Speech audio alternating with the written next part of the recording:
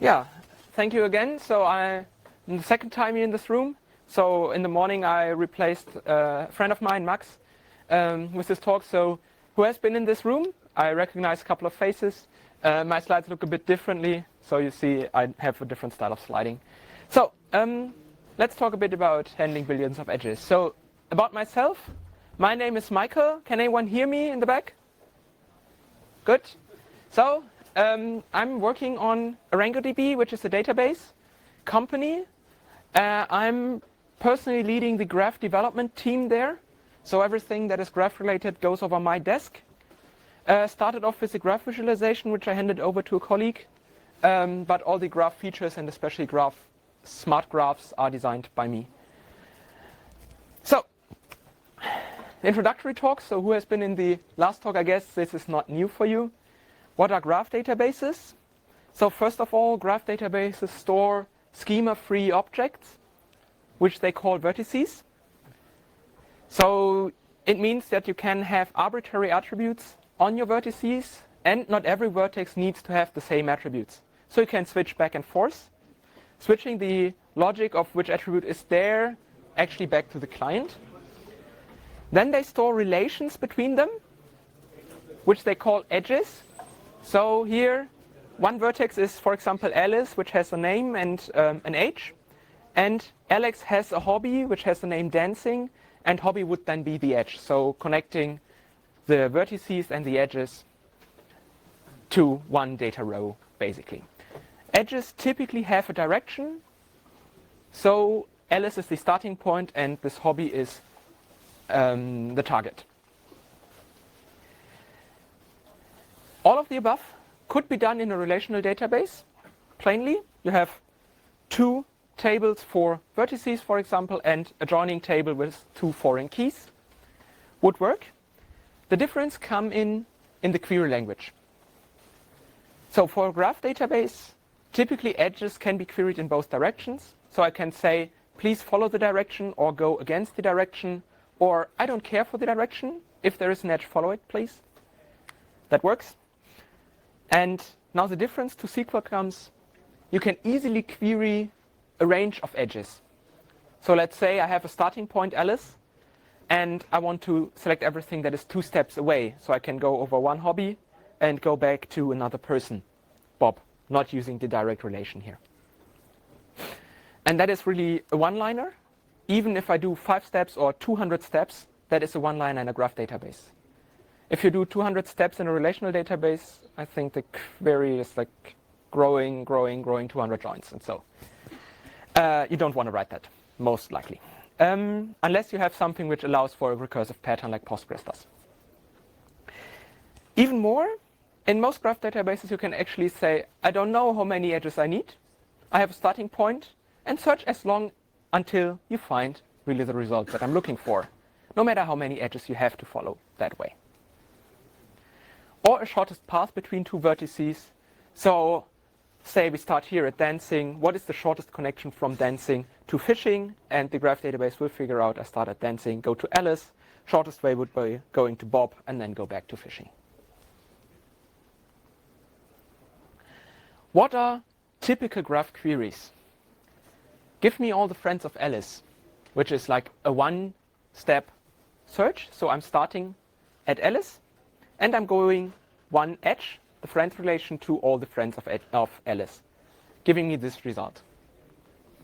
Or give me all the friends of Alice. Friends of friends means we go 2 edges, but everything we found in the first layer, so with one edge, should not be in the result. So example, Alice, I go 1 step to Bob, I go 2 steps to Eve. Eve could be in the result. Alice, I go 1 step to Bob and 1 step to Charlie, but Alice has a direct connection to Charlie, so Charlie should not be in the result. And the graph database can actually find those things pretty easily. Or given any 2 random vertices, what is the shortest connection between them? And this is not always a deterministic result, because in this case, if I start at Alice and I want to go to Eve, I can either go via Bob, or I can go via Charlie, both using 2 edges. Both could be a potential result for this query. And now comes the weird part. If I'm standing at a train station and I buy a ticket and it says, you can go up to 6 stops. You can change lines as often as you like. Where can I go? So I'm starting at this point, and I'm allowed to go 6 edges long. So the graph database actually can do this in a one-liner and can find all the stations where I could go, even with switching lines. But the most typical one is the so-called pattern matching. Pattern matching is you have like a huge data set, which is your graph, and you define a subgraph, your pattern. Say, give me all the users that share 2 hobbies with Alice. Pattern would be, we have Alice, we have a relation to one hobby. Alice needs another relation to another hobby, which is not the same. And then we need another vertex, which is a friend, having a relation to both of these hobbies. That would be the pattern, and the database should then find all the friends of Alice that have 2 hobbies in common. Or, and now we make it a bit more complicated, give me all the products that at least one of my friends has bought, together with the products that I already own, but only 20 of them, or limit them by price, or whatever. And you see where is this going? This is the super simple recommendation engine. Because probably what my friends buy together with the stuff that I already have is probably interesting for me as well. It's not the best one, but getting close. What are non-typical graph queries? And those are queries where graph databases typically don't perform well because they're not optimized for them. So graph databases are really optimized for those queries that go alongside the edges, like these friends matching or pattern matching and so on. Graph databases typically don't perform so well if you are only querying across attributes. So not across the relations, but for the attributes. So give me all the users which have an age attribute between 21 and 33. Document store or relational database would be much more suitable for this type of query only. Give me the age distribution of all my users that I have. It's basically the same. Or group all my users by their name. I don't... question of the index that your system supports? Yes, typically. What does it have to do with the graph database? Those are just the queries which where the graph databases are like not specifically optimized for. So relational databases are more optimized for those queries. Graph databases should focus more on the traversal stuff. I'm not saying that it's not possible. It's just the other ones like put their focus more in that direction. At least from my experience. Because the major thing that a graph database does is the so-called traversal. And how that works, I would actually like to explain by example. So, first of all, we pick a starting vertex, which we find in a way that is as fast as possible. Then we have to collect all the edges for this starting vertex and collect all the neighbors that are connected with these edges. Then we can apply filters on the edges and the vertices, and we end up with the first subset here. So now our traversal started at S, and it will go on to either A or B, because we said, please go 2 edges. So it randomly picks, let's say, A.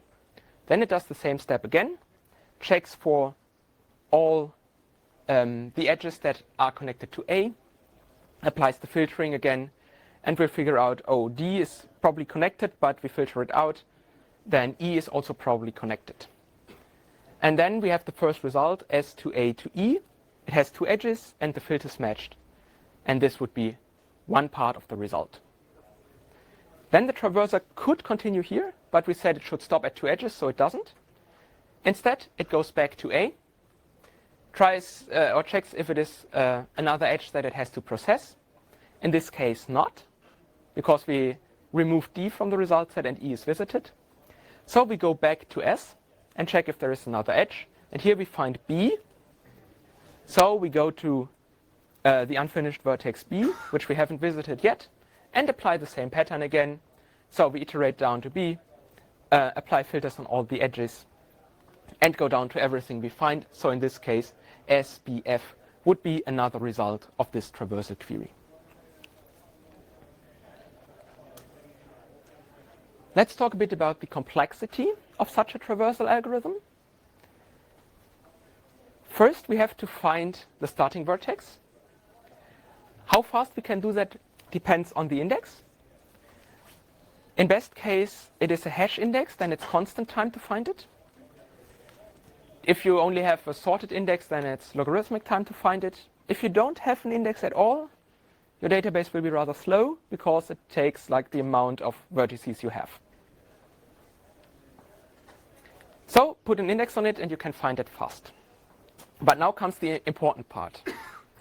So for every depth that we have, that we want to search, we apply the following 4 steps.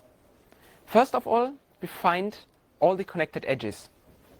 And this is either done via an edge index or with so-called index-free adjacency.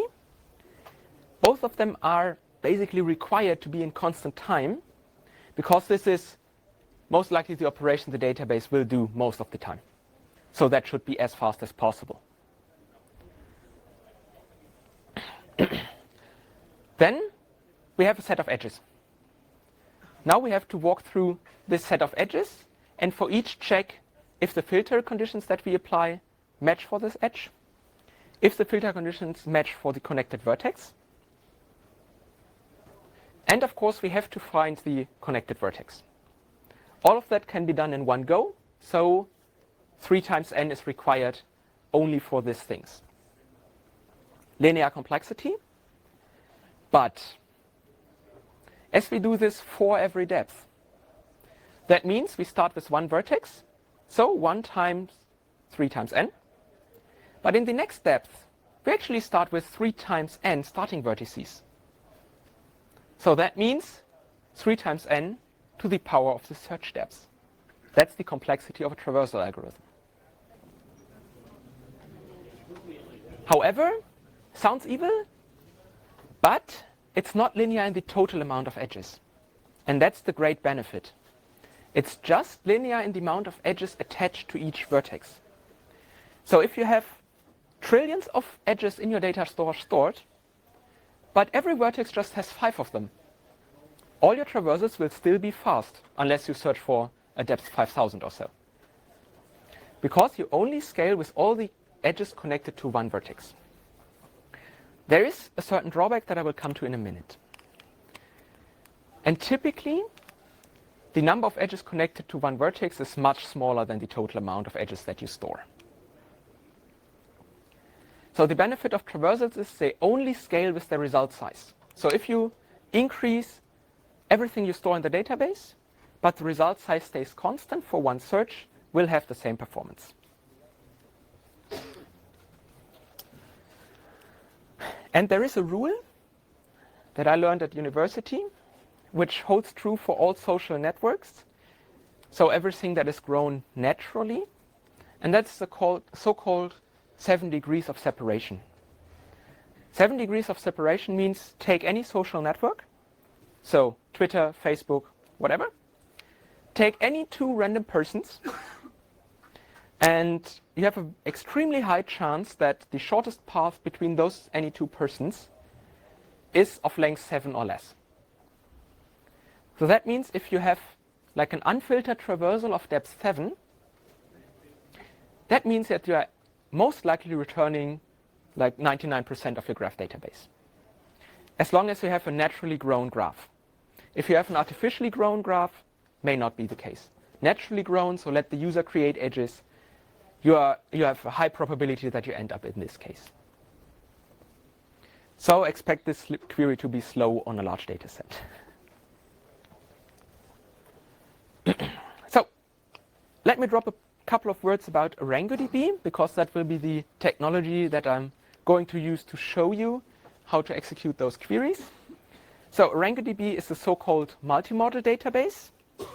That means it can store key-value pairs, documents, and graphs with only one core in the same database. So I can use all the 3 data models with one query language. and one process basically running on top of that, and combine them in any arbitrary way. We have a query language which is called AQL, which has document queries, graph queries, joins, all these things implemented in the same language and can arbitrarily combine all of them.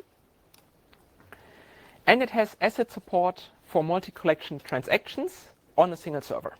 So not yet on a distributed version of Arango. How does AQL look like? So the syntax is not SQL because we found it rather confusing to like put 90% self-implemented stuff into SQL and let the users like try to use SQL statements, but they kind of not work. So we decided we need a really distinguishable language, which makes it clear that you are not writing SQL here. And of course, SQL does not really fit to document stores and even not really to graph databases. That's why we settled for a new one, which is more focused like XQuery, so a query that allows you to query XML. Basically, you're always writing for loops.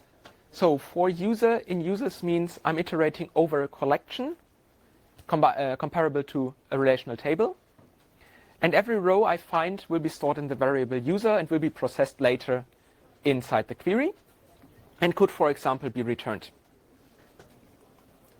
Of course, I can apply filters. So I can say, please only return me those users with the name Alice. And the query optimizer can now figure out, oh, there is actually a quite good index on this name. So it will automatically use the index in your query. You will never say, I want this or that index inside my query. The optimizer handles that for you.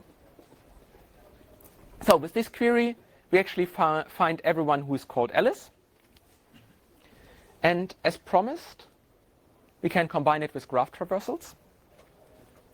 So we now have, at this point, a user in our hand. And we want to continue starting at this user. So for a product, which is again the variable returned by the following statement, in one outbound step, starting at the user following the relation has bought, and return this product. Then we end up with this following pattern. We start as Alice, which is pretty much defined, find one edge and connect to one product. Can also make it a bit more complicated. So the graph traversal statement can actually return three return attributes, so three return values. First thing is the last vertex it is standing on. The second one is the edge pointing to the last vertex. And path is the entire path. So let's say in this example, if I'm standing at PlayStation, PlayStation would be my result for recommendation. This relation would be the action, and the entire thing would be the path. Now I'm doing 3 steps, or I can also put in here 1, 2, 3 steps, or whatever. I'm using any direction, so I don't care for the direction of the edge. I can go inbound or outbound, whichever I like. And of course, I can apply filters.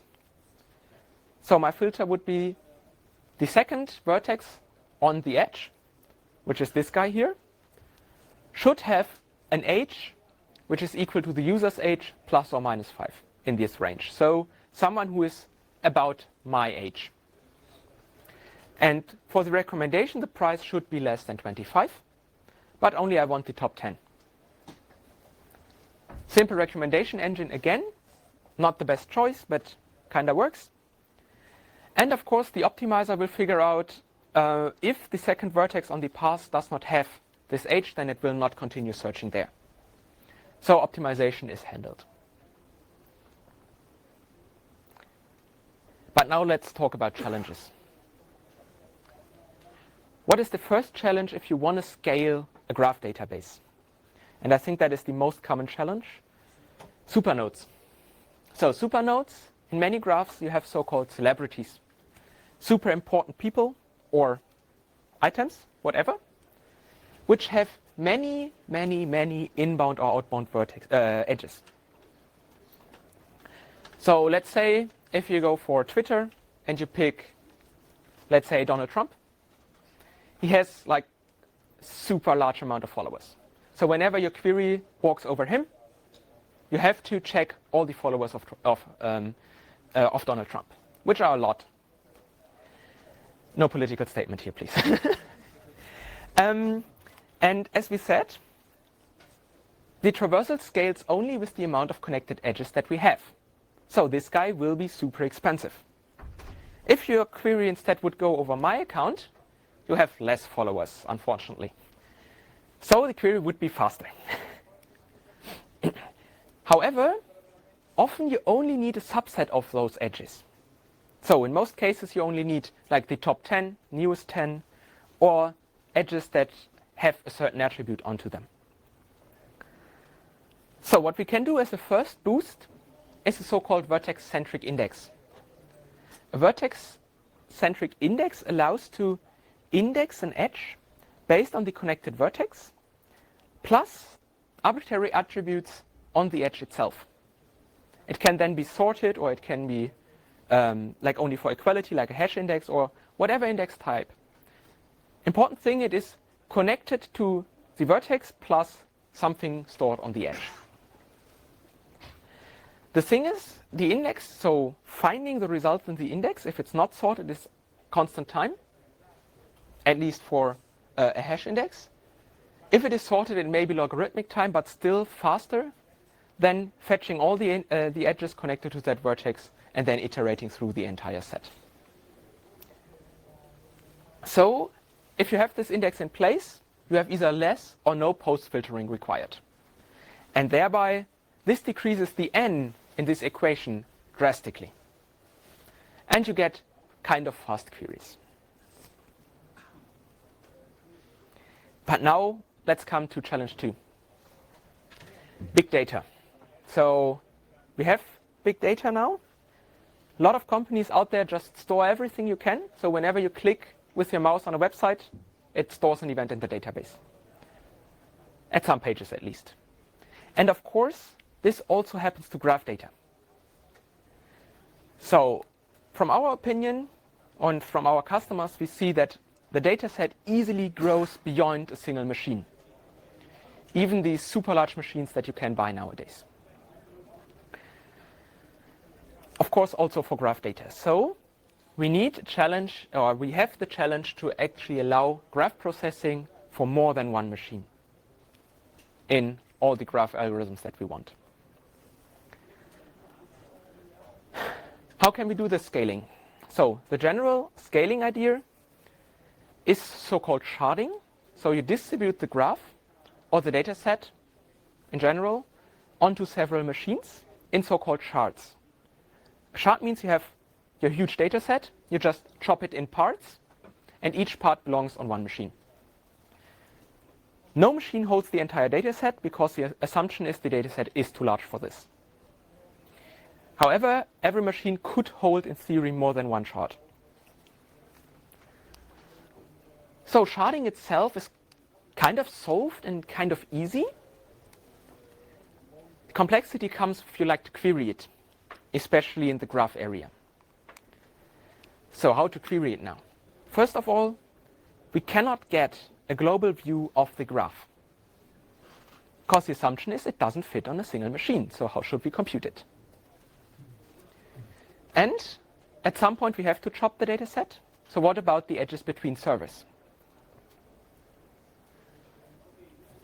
Challenges in addition, in sharded environments, the network most of the time is the bottleneck. So if you have a query that just constantly jumps between servers, it's most likely slow. And so you want to reduce the network as much as possible and keep as much as possible on a local machine. So the target is reduce network hops. Again, we could use vertex-centric indexes for supernodes. However, they only work on a single machine. At least there is no distributed implementation that I know of right now for a vertex-centric index. So if anyone knows, please correct me. So vertex-centric indexes only help for a single machine. Nevertheless, so for one shard, you could add a vertex-centric index, and it should be better than for a local query. So now, first, let's distribute the graph. So what are the dangers of sharding? So first of all, only parts of the graph are on every machine. Neighboring vertices may be on different machines, and even edges could be on another machine, at least in the ArangoDB case. I think for Neo4j that's probably not possible. I think you don't have this sharding mechanism at all, right? So if you just distribute the data randomly, it could be that one vertex is here, the edge is there, and the third vertex is over this machine, potentially. Next, queries need to be executed in a distributed way. So you need like some part that coordinates, oh, I have to fetch some data here, some data there, and some data over here. And then the result needs to be merged locally. So make sure, if you have a distributed graph engine, that your result is not the entire graph, because that will kill your machine. So distribution techniques. Easiest distribution is what I like to call random distribution. The advantage of a random distribution is every server takes an equal portion of data, because the idea of random distribution is that I take every single object, be it a vertex or an edge, throw a dice, and depending on the result, I put it on one of these machines. I don't care for the surrounding. Random distribution is super easy to realize, because math.random is like pretty much implementable by everyone. And you don't need any knowledge about the data. So it works on any data set. Disadvantage, and this will be clear as soon as we distribute this graph on these machines. The neighbors are on different machines. You have totally lost the entire layout of the graph. It's like not connected anymore, so reconstructing the original graph of this thing is quite hard. Probably the edges are on different machines than their vertices, and a lot of network overhead is required for querying. Nevertheless, it works, but expect it to be slow. So let's first switch to the demonstration shortly. So this is ArangoDB's web interface. I have imported a social network which is called POCAC, which is available from Stanford University for download. And I have imported it 2 times. One time with the random distribution, one time with the smart distribution that I'm going to cover in a minute. It has around 1.6 million profiles, if I'm not mistaken. It's not printed there in this resolution. And it has 30 million edges connecting those vertices. And the random distribution actually uses or places the documents and the vertices like somewhere in my cluster. So I'm running a 3-instance cluster, 3 physical servers, all of them running each in ArangoDB. Now I have a query, a simple 2-step traversal. So I'm starting at one vertex. I'm using the bind parameters here because I'm not changing the query later on. So I say the starting collection and a graph that I should use, the random distributed graph. I apply some filter on the first level, and I just return the key because it's easier and I don't want the network traffic to slow down the result. So if I execute this query and wait a bit longer, so in 1.5 seconds, I can actually find 5,700 vertices matching this condition. More importantly, this time, 1.5 seconds. This is not what we aim for. So now let's go on for scaling. First of all, index-free adjacency. That is the mechanism that is used by most other graph databases. And that means that every vertex actually maintains 2 lists of its edges, the in and the out list, and they are physically attached to the vertex. Has the advantage that we do not need an index to find those edges, because whenever we fetch a vertex, we have the list of edges. We only need to fetch the connected vertex again. But if we have this condition that it has to be physically attached to the vertex, how could we shard this? If we want to shard it in a good way. So, first part is clear, second part is clear, where to put the edge. Because if I put it on the left machine only, it would violate the condition on the right one, and vice versa. I could duplicate it, but then I need to have some logic that keeps both versions in sync when I write to the different machines. ArangoDB goes a different path. So we have a hash-based edge index, which is constant time lookup, because it's hash-based. But this makes the edges independent from their vertices. So the vertices just know, okay, I have to ask there and find my list of edges. But this actually allows us to pick any of these two servers and store the edge there, and are not forcing us them on a specific machine.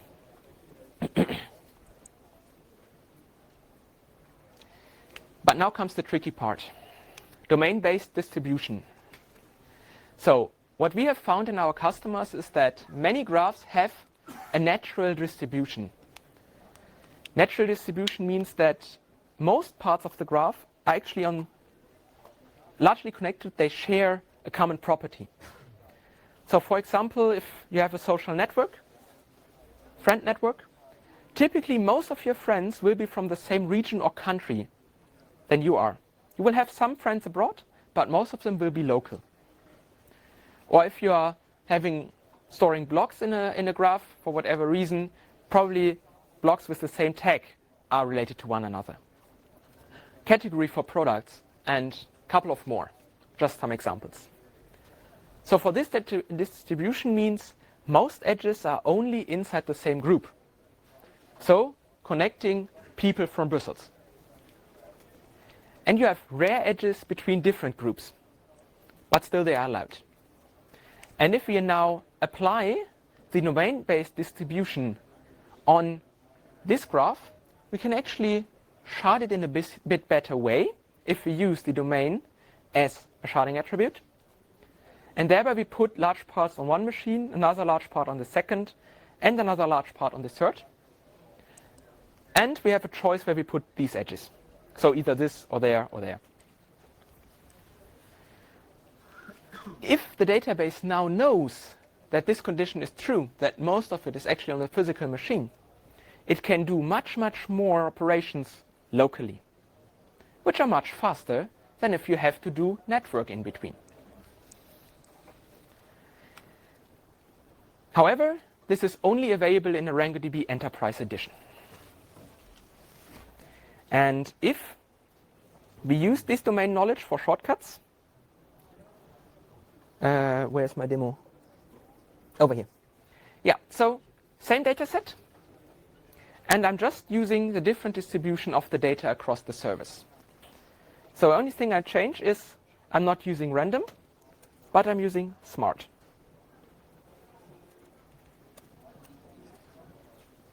And off we go. 1, 2, 3. 300 milliseconds. Exactly the same result. So if you want to, you can compare those things. But we could make use of the knowledge that we have most of the data local, and just somewhere we needed to do a network hop to get and collect the other parts of the data. I have seen much more impressive numbers on some of our customer data, where they could, in best case, fit their entire graph or parts of one customer graph on a single machine, and just needed to shard because they have many customers. And then they get really down to single server performance, although they have an arbitrary scalable cluster at their hands.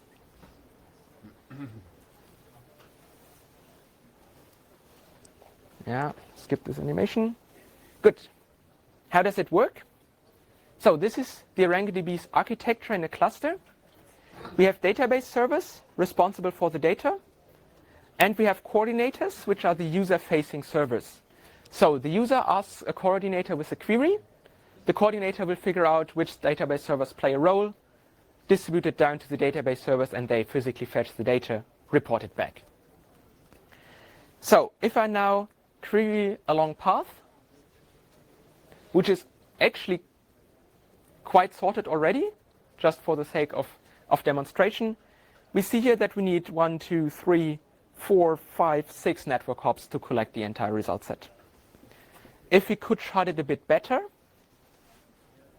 we can get away with a single one, much faster. And this is the whole idea on how we actually get a lot of speed in a scaled network for point queries. Question, please. Do you do that adaptively or once Yeah. when the graph is loaded? So the query is how we like remove these shards, these vertices around, if we do it adaptively or if the graph is loaded. So for the version released, you have to give the sharding attribute up front, and we put the vertices by that sharding attribute. Our plan is to do this more adaptively in the future, but that's not implemented yet. Yes, please. What happens if the graph changes over time? So typically those graphs are dynamic. Yeah. Settings like the comments and group that you're using. Yeah. So the question is, what happens if the graph changes over time? The assumption is that in most cases the distribution kind of stays the same. Of course, you will have people that move out into other areas. So for these, actually the query will get slower, because then the condition first doesn't hold anymore, because most friends will be in a different location. But over time, probably the friendship changes for this guy as well to the next or local area. So it may be possible that if that changes, some queries may be slower than before, because the distribution changes for certain vertices. But in general, it works out quite well, because the core of distribution doesn't change like randomly around in most cases. But the sharding key has to be defined on every vertex or edge, right? Yeah, so the question is if the sharding key has to be defined on every vertex, and that's true.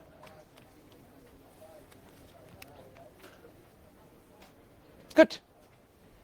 Time for questions? Thanks a lot. Thanks.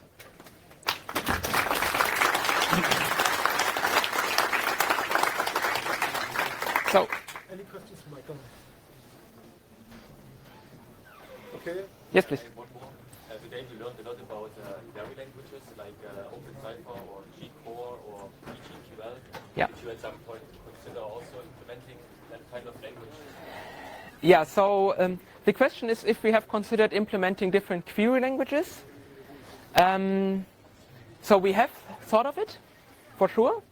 But the thing is, we are a multi-model database, so our query language has the requirement that it can cover all the data models that we have. And graph query languages are typically designed only for the graph module.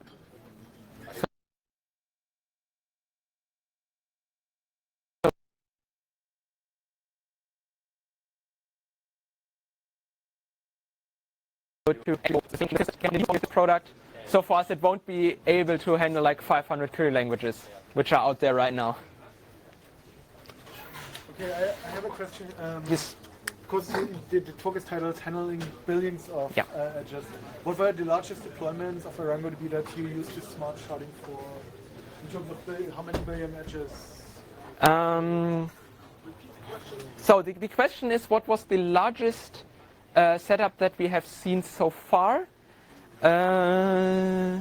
So it was above 1 billion vertices, but I don't have the numbers like in the back of my head. Above 1 billion and 10 or 20 times as many edges. So works out quite well. Cool. Thanks a lot, Michael. Yes, thank you so much. And I have t-shirts, so whoever likes.